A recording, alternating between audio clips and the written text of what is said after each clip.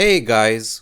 Welcome to a new episode of my crypto gaming journey, and today I'm going to cover another AAA prodigy of Web3 gaming. I'm referring to Illuvium, and yes, I finally got my private beta access. I managed to clock in around 10 hours of gameplay in just 2 days, and I'll go over my best run, sharing what I learned from this process and how you could improve your tactics. If you're not familiar with it, Illuvium is an auto battler backed by an exploration-based collection manager. More precisely, you will be able to explore an alien planet, collecting resources and encountering different creatures called Illuvials. Similarly to Pokemon, you can capture and use them to compete in the auto battler system. Illuvium is in private beta right now, so players can only try out one game mode, Survival, in which you get a predefined Illuvial collection and you have to survive as long as possible, each round being more challenging than previous ones.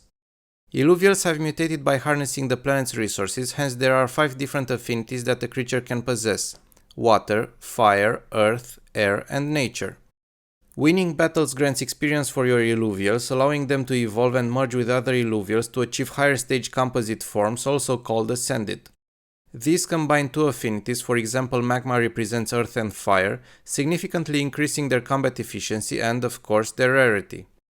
Important to note that if Ascended forms combine the same affinity, such as Inferno, which is fire plus fire, their power is even more amplified.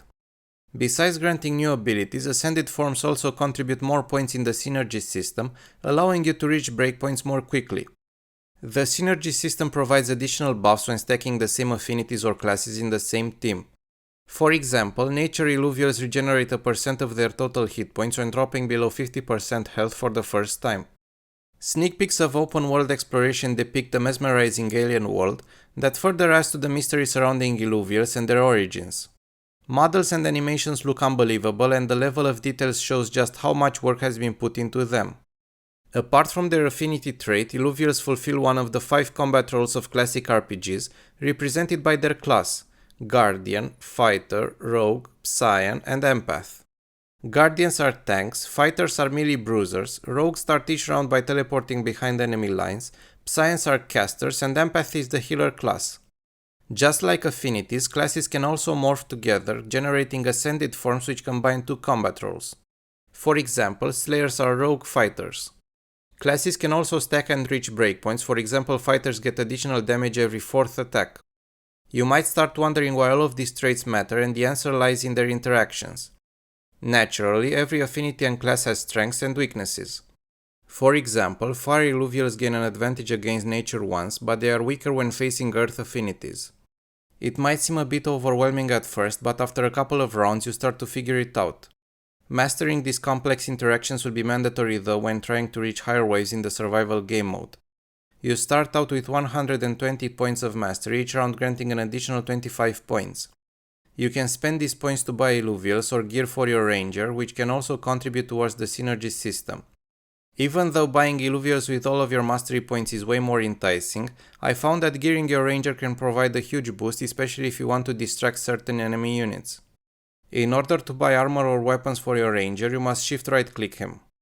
Each round you can resell a maximum of 2 Illuvials in order to buy others and adapt your comp to the enemy's units. From my experience, it is a better tactic to counter team comps rather than synergies, especially in early rounds. For example, when facing multiple Psions or Empaths, one tactic I found to work was to use rogues as they can bypass any frontline units and focus their attacks on those specific targets. Once you get to higher waves and can afford to spend more mastery points, you can optimize your comp by countering enemy affinities.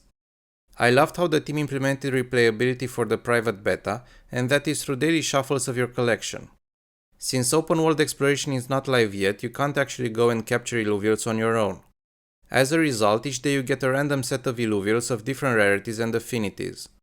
This collection and enemy wave structure remain constant throughout the day and reset the following day.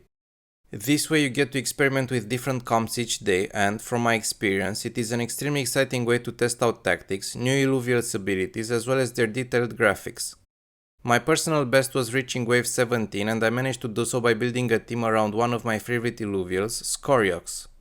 He is a stage 3 out of 3 Magma Arcanite Illuvial, so he's combining both fire and earth affinities as well as Psion and fighter classes. His charged ability is a 5-second buff that increases his attack speed by 30% and adds 450 energy damage to each attack. In simpler terms, if you can protect your Skoriox, he is an absolute wrecking ball, being able to even two-shot enemies. Here comes in another important aspect of Illuvium's auto-battle system, and that is positioning your units. This will often make or break your run as it determines which Illuvials are targeted. For example, if you want a particular enemy unit to be taken down first, you should position your Illuvials as close as possible to it, so that they don't target another enemy due to proximity. The next two key pieces of my comp were Adder, a Nature Empath, and Replance, a Poison Berserker.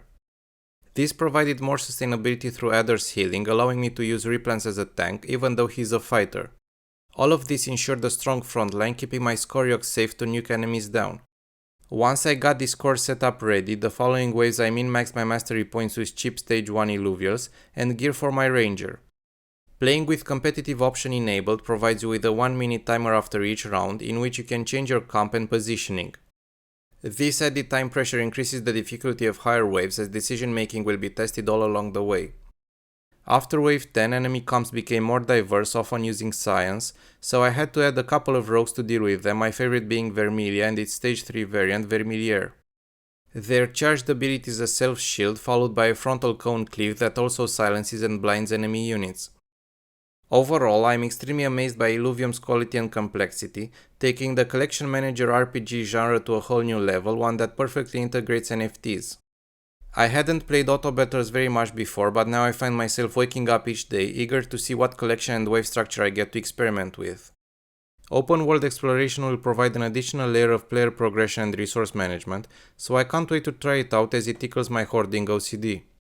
I truly believe that Illuvium has what it takes to become one of the best games of Web3 and even traditional gaming, where it could easily appeal to nostalgic trading card game fanatics. As usual, if you found this video helpful, make sure to drop a like and subscribe. Thanks for watching!